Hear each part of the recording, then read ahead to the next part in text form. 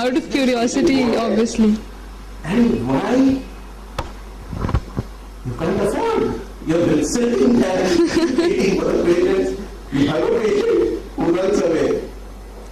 So what I did, I chased the patient. She was waiting outside. Not she was waiting, she was walking on her way out of the clinic. So I said, Mrs. D'Souza, what happened? What happened? Why did you go there? No, I don't want to talk to you. I said, at least tell me, why are you going away? She said, Dr. Shah, you are asking too many personal things. Too many personal things. In homeopathy, I started, like a nice boy, I started explaining that in homeopathy this history is required, everything is required, the personal things, unless you share, each individual is different, and the emotions play a major role, all the possible talk you can give to a patient.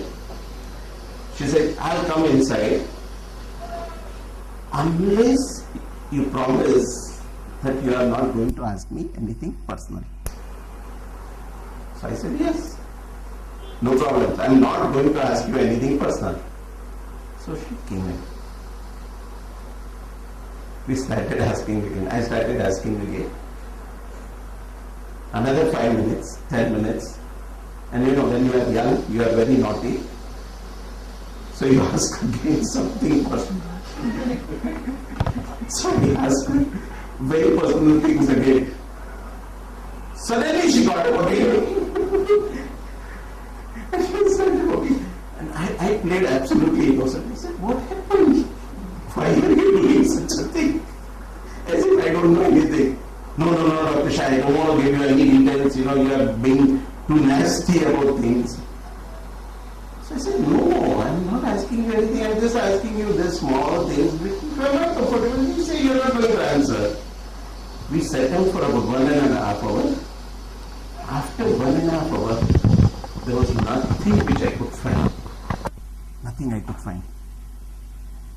So then finally I asked her one thing. I said, okay, Mrs. D'Souza, just tell me one thing. How do you feel better? Just tell me only one point. How do you feel better? And she said, I sit down and throw my head backward. Now that is the only position in which I feel better. I said, fine. I had no other option but to work with this limited data. I said, no, either I help her so that I can get more patients, or I lose this patient. Okay, I said, okay, I'll give you the medicine.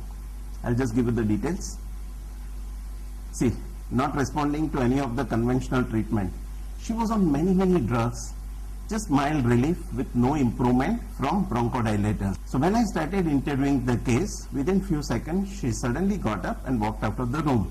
I convinced her that I would only be asking relevant questions. She started to get up again and said, you are asking too many personal details. Sure to be blocked out again. Changed the line of questioning and found out one particular, that I sit up and throw my head backward. This is the only thing which gives me relief. I was sure about the prescription, the medicine, and the potency. What is the medicine? So I gave a search option, and asthma head,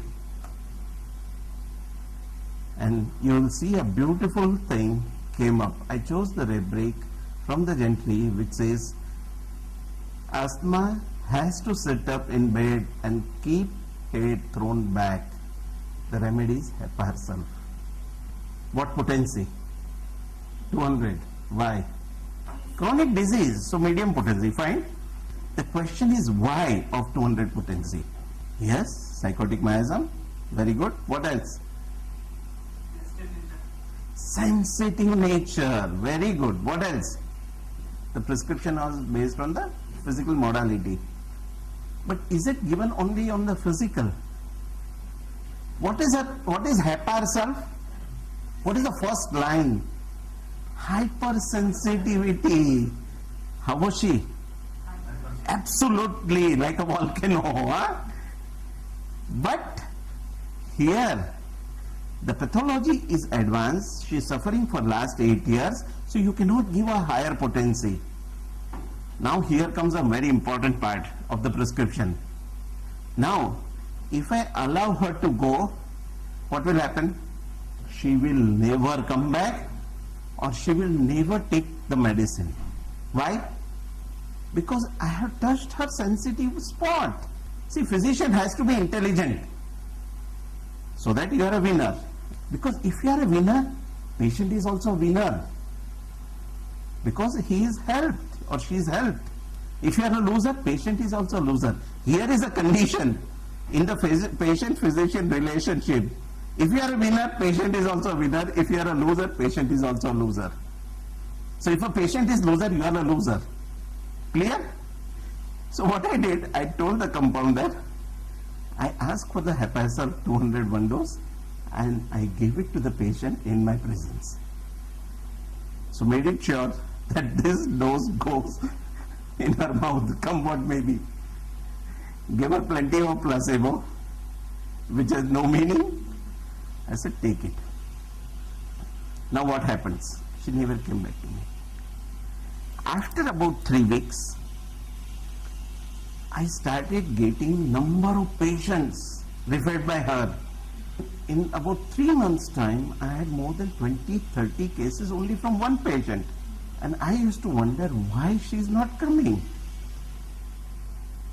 One day, one of the patients who had referred her came to me for the treatment.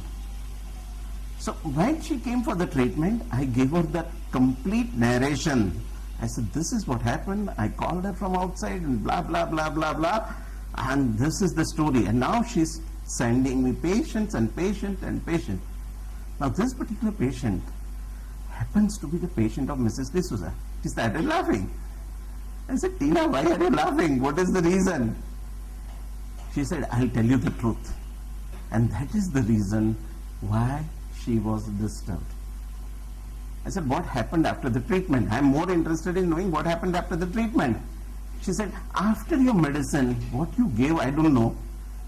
But she has not got even one attack of asthma.